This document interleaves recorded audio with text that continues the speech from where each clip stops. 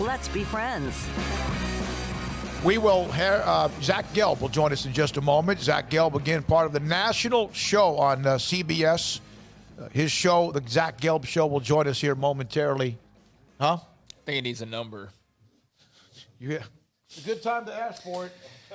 We've had him on 100 times, but let me try to find it. Yeah, we do need the actual phone numbers to call the guests, believe it or not. Well, that's something that also... Craig, I got a question for you. Sure. We were talking about this earlier on Up-Tempo. If Jared Butler was not on this team, would they still be a Final Four team? What do you think? No. I'll say no. I was saying they would be, more than any other team in the nation, Baylor would be okay without Jared Butler, without their star player, because they have so many. More so than any other team. Here's the thing I wonder. Someone else then would raise Maceo Teague, score an extra 6 or 8 points a game. Exactly. Or would then Davion Mitchell, who got a little out of control at times last night with the basketball, but he plays so damn hard, you know? Yeah, I just think Butler's just... He's a silent assassin, and yet he's not silent because you always know he's there. Yeah, I just don't know that he's really replaceable. I get what you're saying, though. Like, you could divvy it up, but you're also counting in on, like, a handful of guys that all have to raise that's true. their stock at the same time, and... I don't know. I just think you're better off with Butler. That's an interesting question, though, and they could very well be better off than any other team in the country. We have seen Zach Gelb grow in front of our own eyes. We got to know him when Matt Rhule was hired by Baylor when he was at Temple. He's now host of the Zach Gelb Show on CBS Sports Radio. Joins us now on SicEm365 Radio. It's been a while. You're getting to the point where I have to go through like 3 agents to get to you now, Zach. It's getting insane. I'm just a little bit insulted I haven't been asked to come back on a little while. You guys have this brand new show, new network, and you forget about me because Matt Rhule's no longer there. So I'm annoyed at you guys. Well, as you should be. As you should be. So the Bills. We had yesterday Darryl Talley on. Today we have John Murphy, the voice of the Bills. How much fun is it that Buffalo's in a championship game again?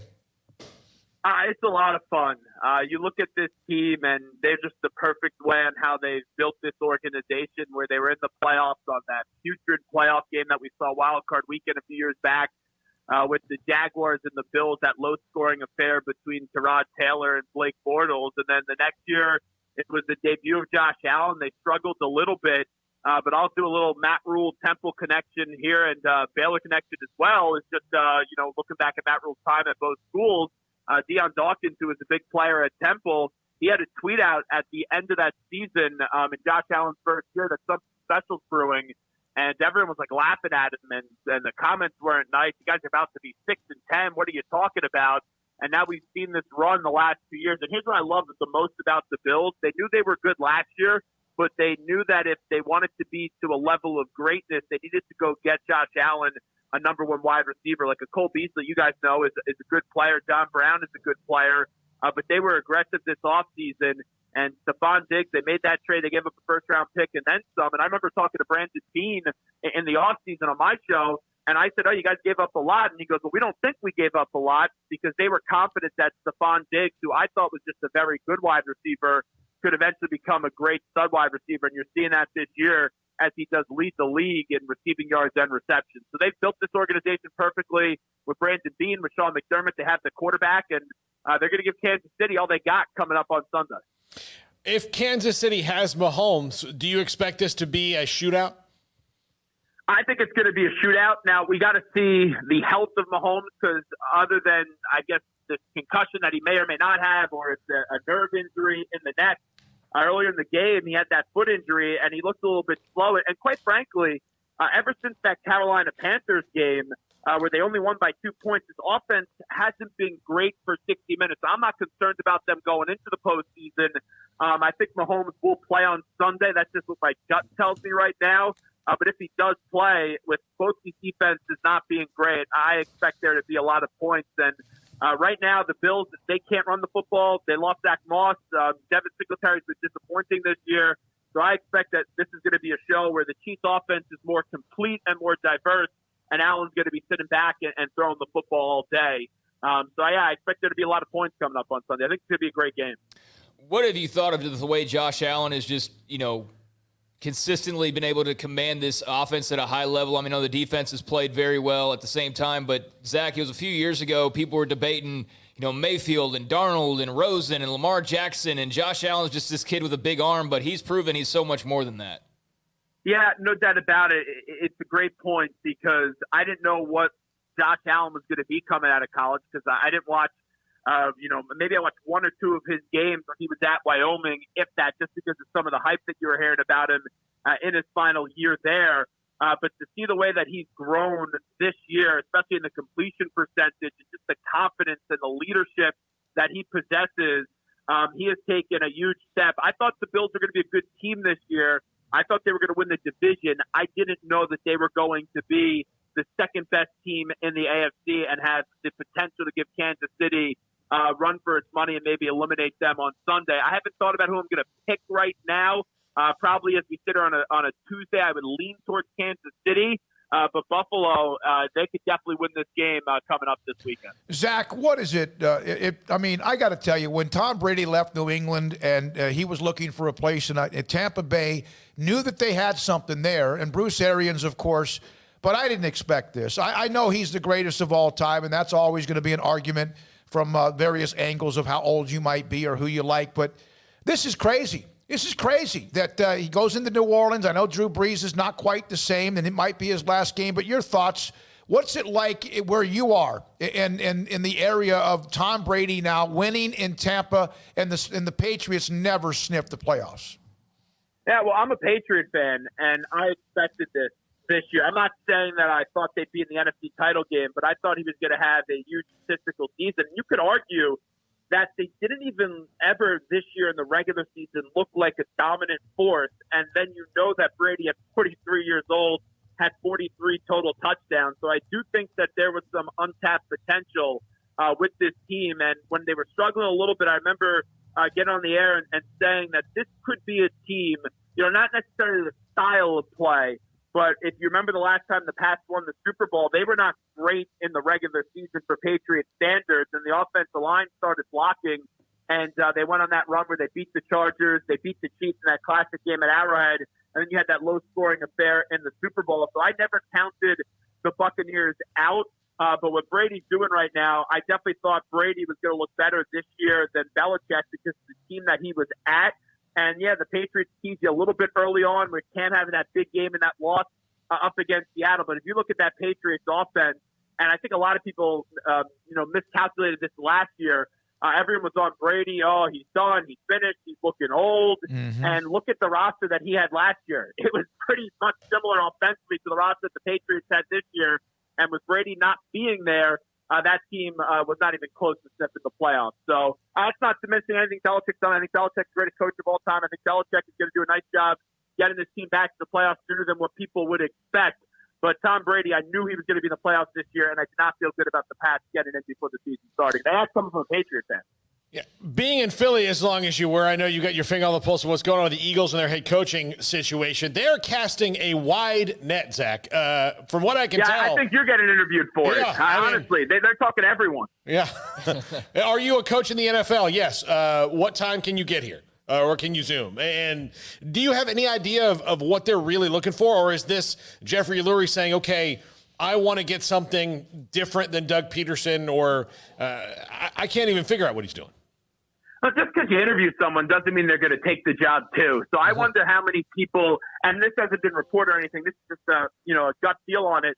I wonder if maybe they offered the job to someone, or they got maybe some feedback from someone that they weren't going to take it. Like I saw the other day that there were sources that Brian Daboll, I don't even know if the Eagles interviewed Daboll, but Brian Daboll was just going to stay put in Buffalo after this Chargers job did go to Brandon Staley. Here's my problem with the Eagles. It makes no sense to me to keep Howie Roseman.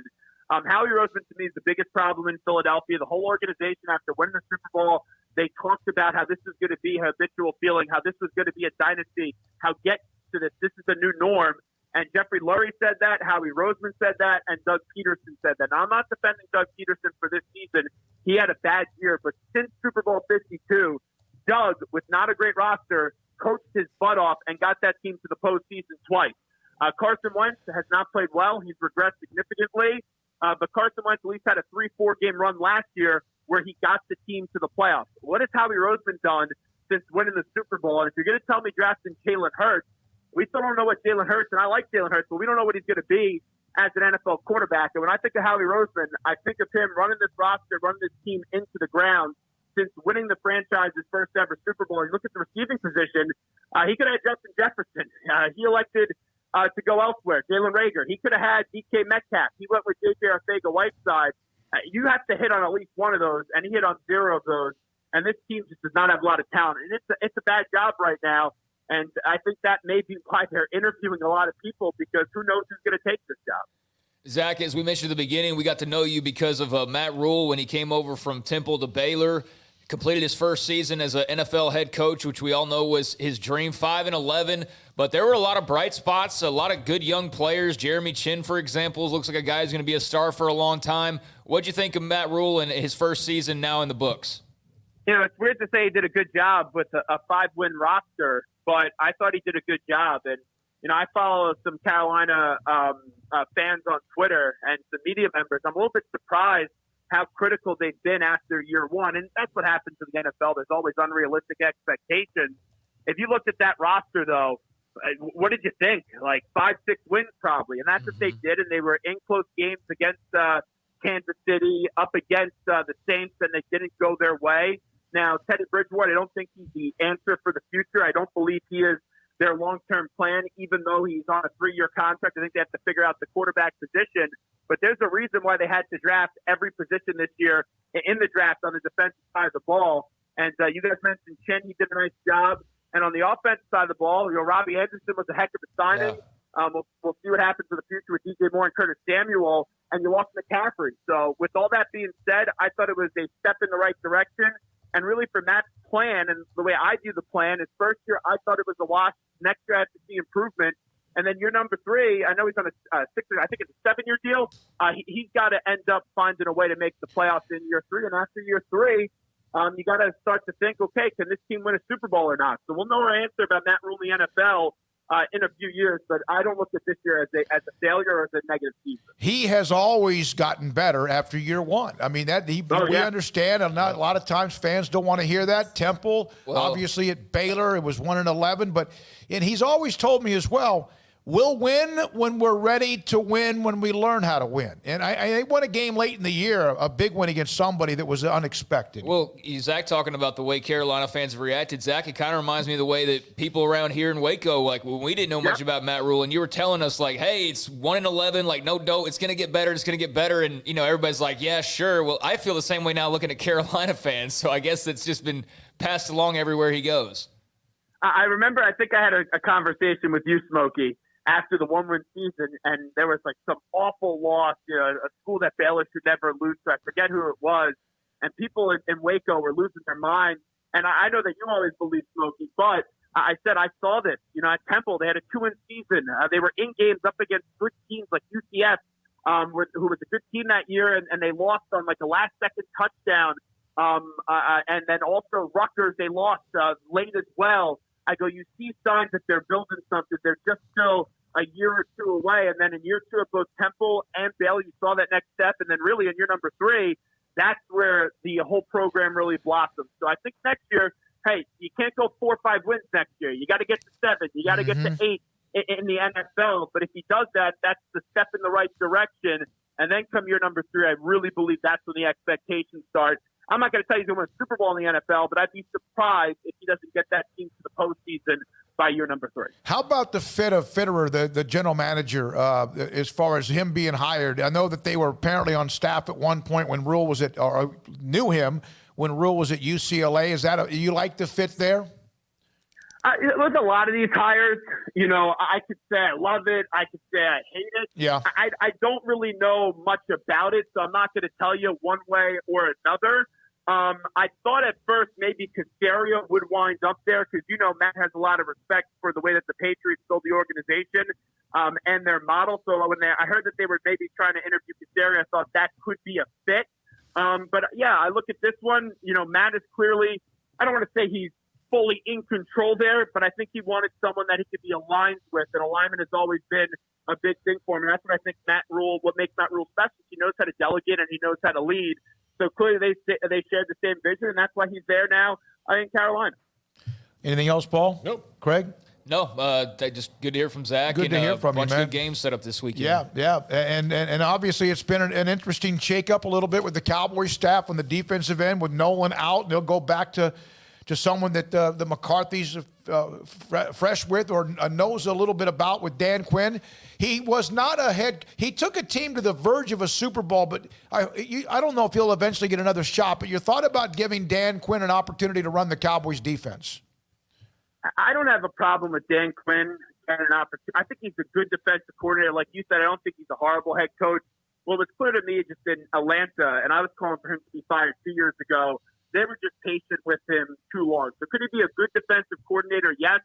But you know it. That Cowboys defense has a lot of work to do. They have a good offense. And even this year, before Dak got hurt, they were scoring a lot of points, but their defense couldn't win games. They couldn't just make one stop. So that defense is a concern. And Dan Quinn, he's got a lot of work to do, but I could trust his defensive mind. Zach, thank you. I know you got a show to do. Appreciate your time. Thank you.